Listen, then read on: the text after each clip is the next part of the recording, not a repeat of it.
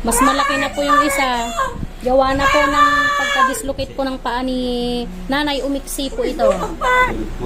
Si Nanay Lolita Fernandez from Binalonan, Pangasinan ay na-dislocate po ang paa ni Nanay. Hindi na po pantay.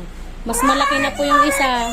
Gawa na po ng pagka-dislocate po ng paa ni Nanay, umiksi po ito. Okay, sige. Ganun na kapag ako may pakagaiwan na nata. Katatawin pa na, bagat nakagalan na nata. Pag wala pa na, ang lang ako mo di busis na. Gatan nyo pa lang di payaw. Gatan na ta. Ay, kagat yaw. Kagat yaw. Kagatan niya, katanong na nasakit niya yung bayaw. Kasta. Kagat yaw. Kagat yaw. May sublay. May sublay. Turturod kita mo may sublay. Baka, kita bumulag na sigaw. May sublay. May sublay. Kagat yaw. Kagat yaw dati. Aguray kayo!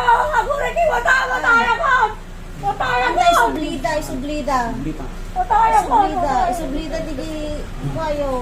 Lupuyo, tanog sublay. Mataya ka!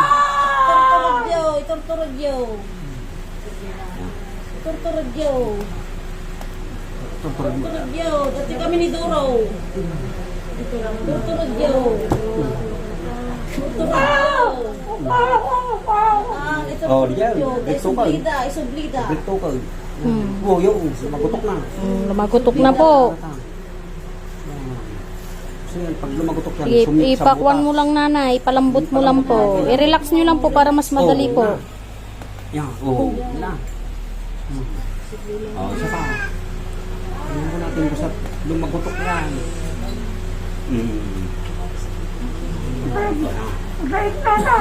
Sige po, Nanay. Tiisin mo po. Mabali na. Sublida. Yung. Yun. Yo. Oh, thank you. Yun. Yo. Oh, thank you. Thank you very much po. Naibalik na po yung paa ni Nakita din nagbukol ka Nanay. tayo. Amen. Sablon niya. Sablay. Balik na po, Nanay. Tignan nga natin yung paa ni Nanay dyan. O yan, pantay na po yung paa ni Nanay. Pantay na po. Nakita din bukol ka tayo. Balik na. Salamat po sa Panginoon.